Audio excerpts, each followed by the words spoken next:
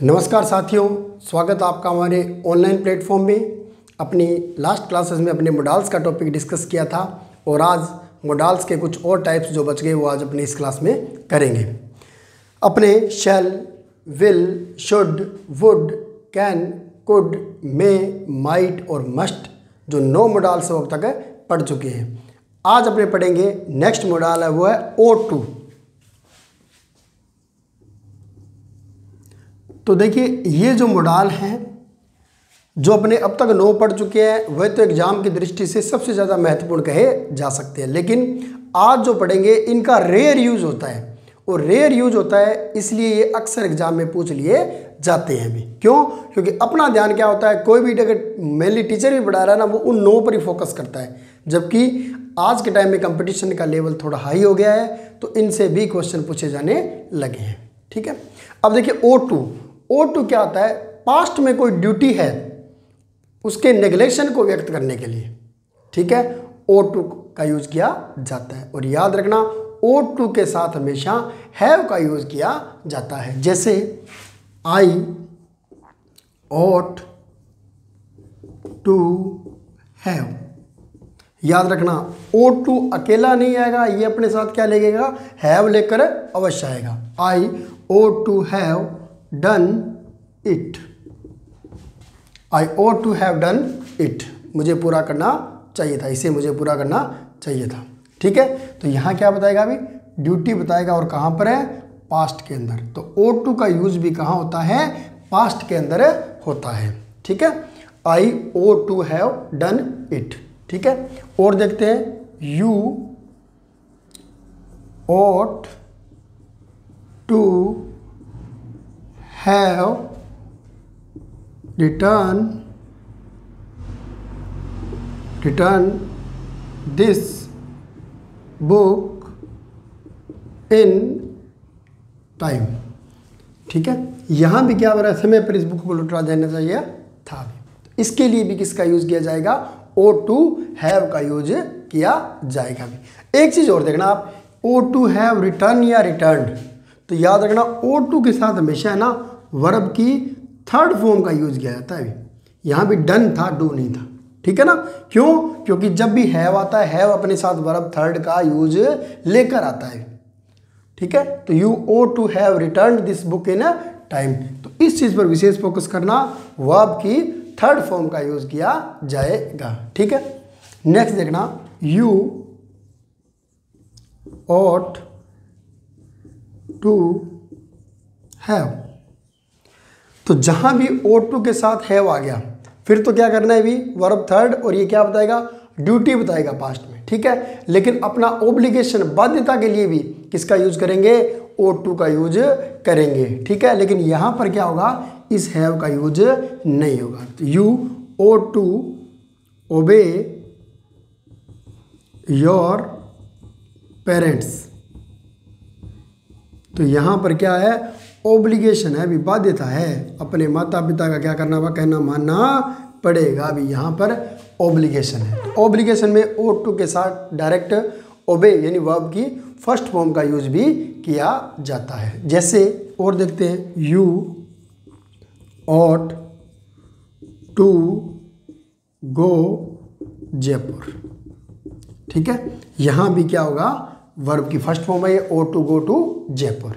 यहाँ मैं क्या कर रहा हूँ भी, यहाँ एडवाइस दे रहा हूँ तुम्हें जयपुर जाना चाहिए। ठीक है, तो यहाँ पर ये क्या कर रहा है, जयपुर जाना चाहिए था, यहाँ पर एज ए एडवाइस इसका यूज किया जा रहा है। ठीक है, जैसे you ought to go Jaipur, तुम्हें जयपुर जाना चाहिए। या फिर अपने कहते हैं ना कठिन मेहनत करो, you ought to work hard. अब यहाँ भी क्या है, अभी यहाँ भी क्या कर रहा है, वो एडवाइस दे रहा है, सलाह दे रहा है भी आपको ये काम करना चाहिए। ठीक है, इसके अलावा स्ट्रॉन्ग पॉसिबिलिटी भी, पॉसिबिलिटी इन फ्यूचर, भविष्य की कोई तीव्र संभावना हो ना उसके लिए भी इसका यूज किया जाता है। जैसे क्लास के अंदर कोई बच्चा बहुत ही ज़्यादा इंटेलिजेंट होता है तो गुरुजी अक्सर कह देते हैं, मैडम अक्सर कह देती है क्या, ये बच्चा आगे जाकर एक बहुत ही कामयाब इंसान बनेगा। क्यों करते हैं वो ऐसी संभावना व्यक्त करते हैं? क्योंकि वो उसके कार्य को देखते हैं, फिर वो कहते हैं हाँ ऐसा हो सकता है। ठीक है, तो एग्जाम्पल लिखेंगे, ही ought to be a good player, मतलब कुछ ना कुछ उसके अंदर ऐसा देखा होगा, तो गुरुजी ने क्या कह दिया, ये बहुत अच्छा खिलाड़ी बनेगा भी। ठीक है, क्यों? क्योंकि उसके अंदर कोई ना कोई ऐसी अलग क्वालिटी होगी जिसके कारण वो उनसे अलग हो गया। ठीक है, जैसे बात करते हैं अपने उसेन बोल्ट की करते हैं, तो उसेन बोल्ट देखो उसकी फिटनेस स्ट्रक्चर भगवान के दया से कुछ ऐसा ही था। कुछ उसने, वो कहता है मैंने अपनी सिंगल मसल्स पर वर्क किया है। ठीक है, तो कुछ गॉड गिफ्टेड होते हैं और कुछ उनमें एबिलिटी तैयार की जाती है। ठीक है, नोट कर लेना इनको। ये था O2 का यूज। तो यहाँ तक ये जो अपने O2 तक 10 मोडाल्स पढ़े हैं अभी, इनको तो बोला जाता है मोडाल्स। अब जो आगे अपने पढ़ेंगे नीड, डेयर और यूज टू, उनको बोला जाता है सेमी मोडाल्स भी। ठीक है, नोट कर लेना।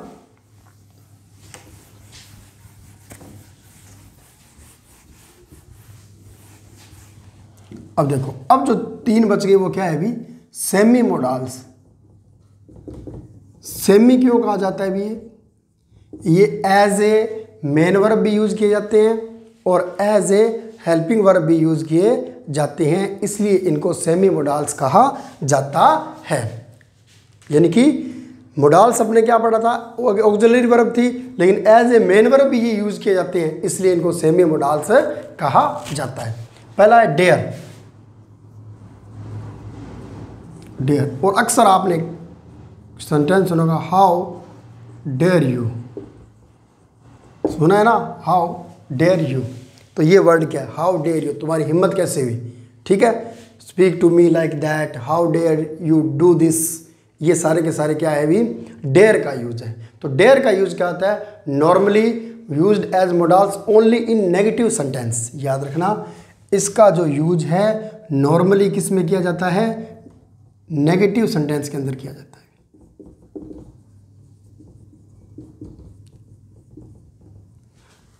नकारात्मक वाक्यों के अंदर डेयर का यूज किया जाता है। जैसे नोबडी डेयर। अब देखो, नोबडी अपने आप में नेगेटिव सेंटेंस होता है, nobody, no one, hardly, rarely, scarcely, ये सारे के सारे क्या होते हैं, अपने आप में नेगेटिव होते हैं। ठीक है, तो नोबडी डेयर डिस्टर्ब हिम, किसी में उसको डिस्टर्ब करने की हिम्मत नहीं है अभी। तो यहाँ पर क्या है, नोबडी नेगेटिव है, तो नेगेटिव सेंटेंस के साथ डेयर का यूज किया जाता है।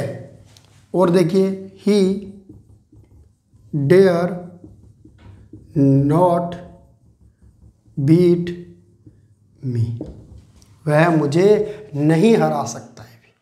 ठीक है, he dare not beat me, तो इसके लिए भी किसका याद किया जाएगा, डेयर का यूज किया जाएगा।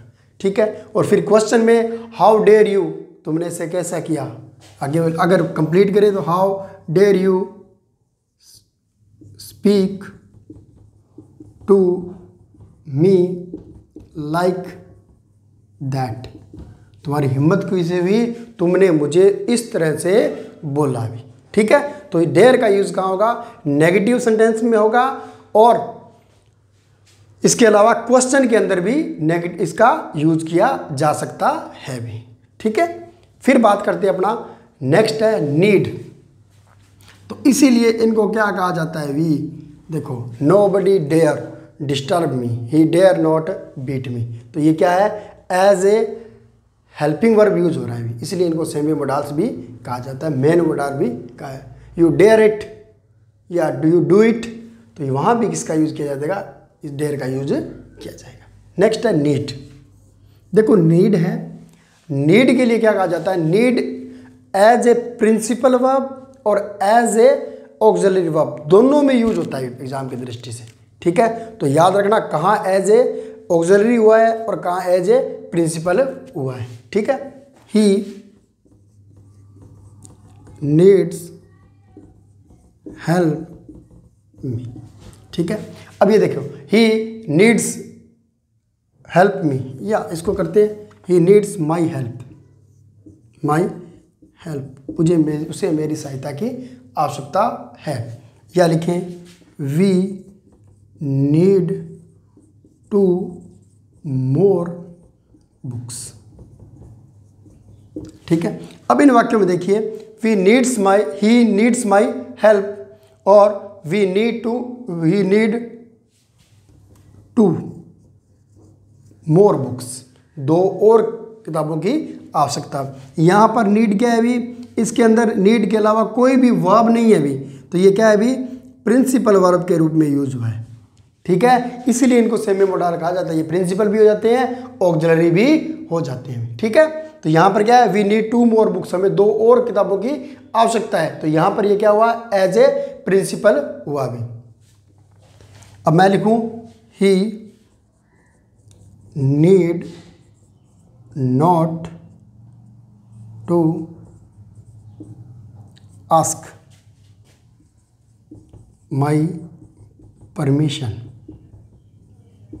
अब यहाँ पर देखना, he need not to ask my permission. यहाँ पर क्या है, नीड नॉट आस्क, आस्क क्या है, पूछना, मेन वर्ब तो क्या होगी, आस्क होगी। यहाँ पर नीड क्या हो गया, हेल्पिंग वर्ब या ऑक्सिलरी वर्ब का रूप में यूज हो गया। ठीक है, तो यहाँ पर ये क्या है, ऑक्सिलरी वर्ब है, और यहाँ पर क्या थी, मेन वर्ब थी। तो एज ए मेन वर्ब भी यूज होता है और एज एन ऑक्सिलरी वर्ब भी यूज होता है। ठीक है, इसीलिए इनको क्या कहा जाता है, सेमी मोडाल से कहा जाता है। ठीक है, इसके अलावा बात करें अपने नीड का क्वेश्चन वाले वाक्यों में भी यूज किया जाता है। जैसे नीड आई कम अगेन, यहां पर क्या हुआ है, एज ए ऑक्सिलरी वर्ब है जो क्वेश्चन के रूप में काम आई है। तो नीड आई कम अगेन, मुझे दोबारा आने की आवश्यकता है। तो ये क्या कर रहा है, क्वेश्चन पूछ रहा है। अपने कहते हैं क्या मैं दोबारा आऊं, तो ये क्या है, क्वेश्चन पूछ रहा है। तो इंटेरोगेटिव और नेगेटिव सेंटेंस के अंदर किसका होता है, नीड का यूज होता है। ठीक है, इंटेरोगेटिव प्लस नेगेटिव में भी होता है, इंटेरोगेटिव प्लस पॉजिटिव में भी होता है। ठीक है, और याद रखना ये क्या होता है, एज ए प्रिंसिपल वर्ब और एज एन ऑक्सिलरी वर्ब, दोनों में यूज होता है। ठीक है, दोनों तरह से यूज किया जा सकता है क्या, नीड भी। क्लियर है, कर लेना भी। जैसे और एग्जांपल देखें, नीड ही वेट एनी लॉन्गर, क्या उसे और ज़्यादा इंतजार करने की आवश्यकता है भी। ठीक है, तो इसको आप नोट कर लीजिए।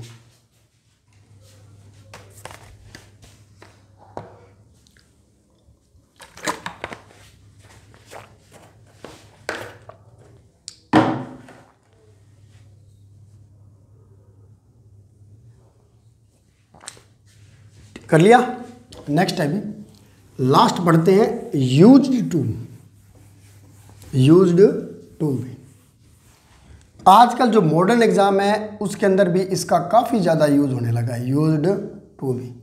हालांकि ये पास्ट के अंदर है ना, ये पास्ट के अंदर तो जो वुड होता है उसकी तरह काम करता है, वुड की तरह यूज होता है, सेम वही। ठीक है ना, जैसे वुड होता है वैसे इसका यूज पास्ट टेंस के अंदर किया जा सकता है भी। जैसे ही यूज्ड